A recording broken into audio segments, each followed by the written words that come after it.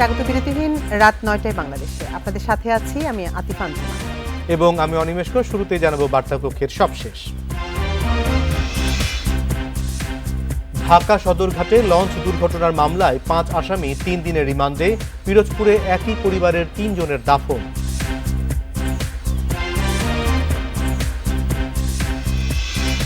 রাজধানী ভাসানটিকে gas cylinder বিস্ফোরণে দগ্ধ ৬ জনই আশঙ্কাজনক, শ্বাসনালী পুড়ে গেছে সবার।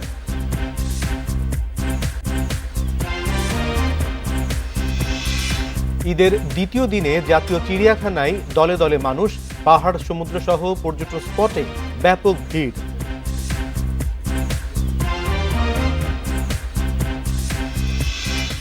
শুনছিলেন শিরোনাম, এবার জানাবো বিস্তারিত। রাজধানী সদরঘাটে লঞ্চের ধাক্কায় ৫ যাত্রী নিহত হওয়ার ঘটনায় গ্রেপ্তার ৪ মাস্টার ও ১ ম্যানেজারের ৩ দিনের রিমান্ড মঞ্জুর করেছে আদালত। শুক্রবার ঢাকার জুডিশিয়াল ম্যাজিস্ট্রেট আরিফা চৌধুরী হিমেল শুনানি শেষে এই আদেশ দেন। এর আগে ৫ আসামিকে আদালতে তুলে ৭ দিনের রিমান্ড আবেদন করে পুলিশ।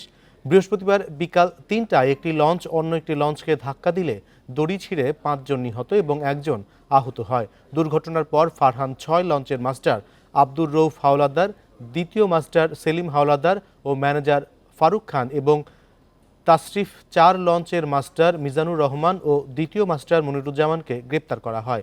এ ব্যাপারে মামলা করা হয় দক্ষিণ কেরানীগঞ্জ থানায়।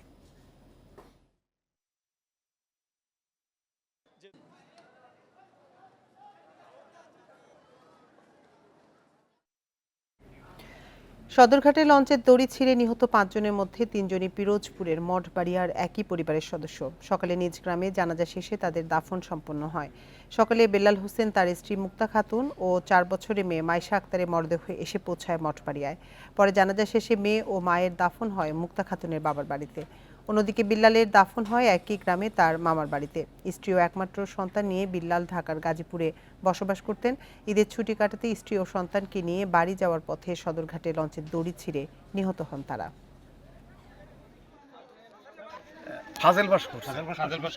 ফাজিল করার পরে সে ঢাকায় চাকরি নেয়। এই চাকরি নেওয়ার পরে মোটামুটি তার বেতনাদিও ভালো, সে তার জীবনটা একটু ভালোভাবে চলতেছিল, কিন্তু এমত অবস্থায় তো এই ঘটনা ঘটে গেল। টাকার অবস্থা তো আর এই খবর শুনে সবাই থমথম হয়ে গেছে। 3টা মার্ডার ধরতে গেলে এখন তো সবাই আতঙ্ক হয়ে গেছে, ঈদের ফুর্তি হয় নাই। রাজধানীর ভাসানটিকে সিলিন্ডার গ্যাস লিকেজে এক পরিবারের ৬ জন দগ্ধ হয়েছে। তাদের সবার অবস্থা আশঙ্কাজনক। তাদেরকে শেখ হাসিনা বার্ন ইনস্টিটিউটে ভর্তি করা হয়েছে। চিকিৎসকরা জানিয়েছেন সবার শ্বাসনালী পুড়ে গেছে। ভোর 4টার দিকে নামাজ পড়তে উঠে কয়েল জ্বালাতে গেলে ঘরে জমে থাকা গ্যাস থেকে আগুন লেগে যায়। মিরপুর ভাসানটেকের কালভার্ট রোডের দ্বিতীয় তলা এই বাড়ির নিচতলার এই রুমেই ছিলেন ব্যবসায়ী লিটন, তার স্ত্রী সন্তান সহ পরিবারের ৬ জন। ভোর 4টার দিকে নামাজ পড়তে উঠে গৃহকর্তা লিটন মশা তাড়া দেয় কয়েল জ্বালানোর পর হঠাৎ করে আগুন ধরে যায়। এ সময় পরিবারের বাকি সদস্যরা ছিলেন গভীর ঘুমে। গ্যাস সিলিন্ডারটি বাইরে থাকলেও পাইপ টেনে ঘরের মধ্যে চুলার সংযোগ ছিল। ওই সংযোগে লিকেজ থাকায় সারা রাত গ্যাস এই ঘরটিতে জমেছিল। ভোরে কয়েল জ্বালাতে গিয়ে এই ঘটনা ঘটে বলে দগ্ধ লিটন প্রতিবেশীদের জানিয়েছেন। ওই সিলিন্ডার যে বাইরে ছিল, এই সিলিন্ডার মনে ঘষা মনে করেন কয় হয়েছে গা, এই যে লাইনটা তার কারণে লিক হয়েছে। লিক হইলে উনি এন থেকে মনে করেন আগে তো পাক করছিল, এই লাইনটা অফ করে নাই। গ্যাস সিলিন্ডার থেকে পাইপ থেকে ঘরের গ্যাস ঢুকে কয়েলের আগুনে ওটা বাস হয়েছে, মানে আগুন ধরে গেছে। পাড়াপড়শি যারা তারা মানে ওই দরজা তো তখন আগুন লাগলে তো কোন দিকে দরজা এরা তো বলতে পারে নাই, কেন ওরা পার্শ্ববর্তী মানুষ যায় মানে দরজা ই করছে। চিকিৎসকরা জানিয়েছেন লিটনের ৬৭%, তার শাশুড়ি মেহেরুন্নেসার ৪৭%, তার স্ত্রী সূর্যবানুর ৮২%, তার ৮ বছরের সন্তান সুজনের ৪৩%, মেয়ে লামিয়ার ৫৫%, আরেক মেয়ে লিজার ৩০% পুড়ে গেছে। সবার শ্বাসনালী পুড়ে গেছে বলে জানিয়েছেন চিকিৎসকরা। যেহেতু একটা ক্লোজ রুমে হওয়া মানে কি, আগুন ধরলে সবসময় শ্বাস তো নিতেই হবে, শ্বাস প্রশ্বাস নিতে হয় না, ওই শ্বাস প্রশ্বাসের সাথে সাথে তাদের ইটাও চলে গেছে, শ্বাসনালীটা পুড়ে গেছে। গরম আবহাওয়াটা তাদের ইয়েতে যে শ্বাসনালীতে যে শ্বাসনালীটা পুড়ে গেছে। এই জন্য সবাই কিন্তু আশঙ্কাজনক, খুবই আশঙ্কাজনক সবাই। লিটন পেশায় একজন ফার্নিচার ব্যবসায়ী। 5 মাস ধরে এই বাসাতে পরিবার নিয়ে ভাড়া থাকতেন তিনি। Khaled Raihan, independent news, Dhaka. ঈদের দ্বিতীয় দিনে মিরপুর জাতীয় চিড়িয়াখানায় উপচে পড়া ভিড়। দলে দলে দর্শনার্থীরা ভিড় করেন সেখানে। চিড়িয়াখানা কর্তৃপক্ষ ও ট্যুরিস্ট পুলিশ জানায় প্রায় 2 লাখ দর্শনার্থীদের সমাগম হয়েছে।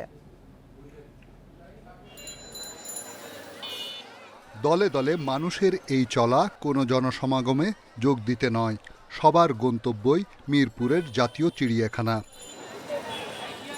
ঈদের ছুটিতে পরিবার পরিজন নিয়ে এসেছেন তারা। সকাল 9টায় চিড়িয়াখানা খুলে দেওয়ার আগেই দর্শনার্থীরা গেটের সামনে জড়ো হতে থাকেন। দর্শনার্থীদের মূল আকর্ষণ বানরের খাঁচা, তবে বাঘ সিংহের প্রতি জনসাধারণের আগ্রহের কমতি নেই। তাই চিড়িয়াখানার বিরল প্রজাতির সাদা রয়্যাল বেঙ্গল টাইগারের খাঁচায় ভিড়। আসছে ছুটি তো লং টাইম পাই না, এখন ঈদের সময় ছুটিতে আসছি বাচ্চাদের সময় দেওয়ার জন্য। চিড়িয়াখানায় মানুষ প্রাণী দেখতে না, মানুষ দেখতে আসছি, শুধু মানুষ আর মানুষ। বানর দেখেছি, বাঘ দেখেছি, সিংহ, হাতি, কুমির সব ইত্যাদি দেখেছি। বাচ্চা নিয়ে এসেছি, ফ্যামিলি নিয়ে এসেছি, অনেক ভালো লাগতেছে। আর এখানের যে পরিবেশটা অনেক ভালো। কর্তৃপক্ষ বলছে দর্শনার্থীদের নিরাপত্তা ও সামগ্রিক শৃঙ্খলা বজায় রাখতে চিড়িয়াখানা জুড়ে 5টি টিম কাজ করছে। পাশাপাশি টহল দিচ্ছে ট্যুরিস্ট পুলিশও। 2 লক্ষ লোকের আশা করছি যে আজকে আমাদের চিড়িয়াখানায় প্রায় 2 লক্ষ দর্শনার্থীর সমাগম ঘটবে। তবে আমরা দর্শনার্থীদের সেবা দেওয়ার জন্য প্রস্তুত রয়েছি। আমরা তাদের এই অবাধ বিচরণটা নিশ্চিত করার জন্য আমাদের বিভিন্ন কর্মচারীবৃন্দ এখানে কাজ করছেন। আমাদের ভিতরে আভ্যন্তরীণ 5টা কমিটি কাজ করছে দর্শকদের নিরাপত্তা নিশ্চিত করার জন্য। তাছাড়া পশুর দেখভালে চিড়িয়াখানায় কর্মরত সকল কর্মীদের নিরাপদে থাকতে বলেছে কর্তৃপক্ষ। ঈদের দিন হাতির মাহুত পুত্র জাহিদের মৃত্যুর ঘটনা খতিয়ে দেখতে গঠন করা হয়েছে একটি তদন্ত কমিটি। রিশাদ হুদা, ইন্ডিপেন্ডেন্ট নিউজ, ঢাকা। প্রতি বছরের মতো এবারও ঈদ উল ফিতর উপলক্ষে রাজধানীর পুরান ঢাকার হাজারীবাগে ঈদ আনন্দ মিছিল ও শোভাযাত্রা হয়েছে। ঐতিহ্যবাহী ঢাকাবাসী সংগঠনের উদ্যোগে এ মিছিল ও শোভাযাত্রা হয়। ঢাকাবাসীর আহ্বান, অগ্নিকাণ্ড থেকে হন সাবধান, প্রতিরোধে নির্বাপনে হন আগুয়ান, এই স্লোগানে বের হয় মিছিলটি। হাজারীবাগ পার্ক থেকে শোভাযাত্রা শুরু হয়। মনেশ্বর প্রথম লেন হয়ে হাজারীবাগ মানিকবাবুর ঢালে গিয়ে এ মিছিল ও শোভাযাত্রা শেষ হয়। এতে অংশ নেন নতুন ঢাকা ও পুরান ঢাকার বাসিন্দারা। পুরান ঢাকার ব্যান্ড পার্টি, পুরাতন ঘোড়ার গাড়ি, কাশিন্দা, বেলুন ফেস্টুন এ শোভাযাত্রায় স্থান পায়। অনুষ্ঠানে উপস্থিত ছিলেন ঢাকাবাসীর প্রধান উপদেষ্টা ও সাবেক রাষ্ট্রদূত ইনাম আহমেদ চৌধুরী, পিবিআই প্রধান বনোজ কুমার মজুমদার।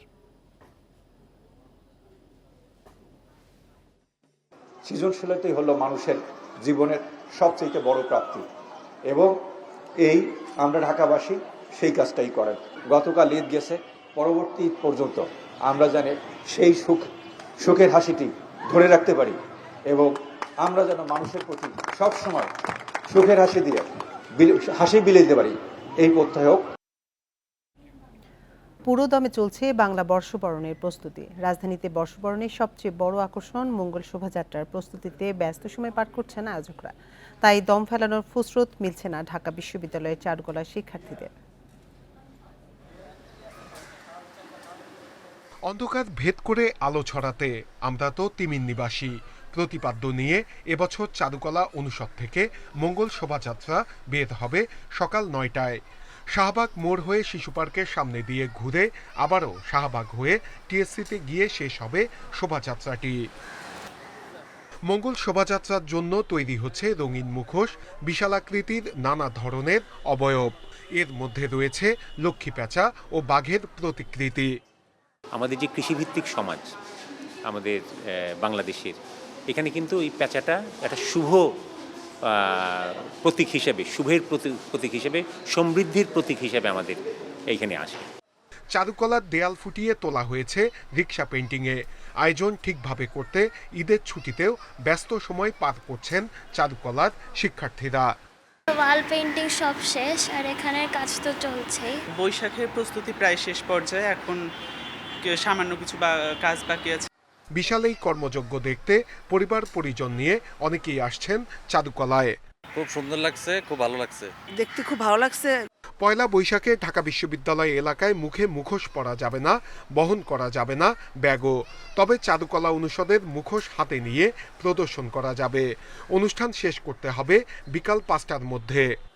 উপজেলা যে বাসটি ব্যবহার করে, এটা যদি কেউ ব্যবহার করে এই নিষেধাজ্ঞা অমান্য করে, বিশ্ববিদ্যালয় কর্তৃপক্ষ বিশ্ববিদ্যালয় আইন অনুযায়ী এবং সরকারকে অনুরোধ করব, পুলিশ প্রশাসনকে অনুরোধ করব, পুলিশ প্রশাসনের আইন অনুযায়ী যেন ব্যবস্থা গ্রহণ করে। শনিবার সন্ধ্যা 7টার পর ক্যাম্পাসে ঢাকা বিশ্ববিদ্যালয়ের স্টিকারযুক্ত গাড়ি ছাড়া অন্য কোনো গাড়ি প্রবেশ করতে পারবে না। নববর্ষের দিন ক্যাম্পাসে মোটরসাইকেল সহ সব ধরনের যানবাহন চলাচল বন্ধ থাকবে। নূরে আলম, ইন্ডিপেন্ডেন্ট নিউজ, ঢাকা। আর এই ছিল বিরতিহীন রাত 9টায় বাংলাদেশে। ইন্ডিপেন্ডেন্ট টেলিভিশনের সব খবর আরও বিস্তারিত জানতে চোখ রাখুন ফেসবুক, এক্স এবং ইউটিউবে। সাথে থাকার জন্য ধন্যবাদ।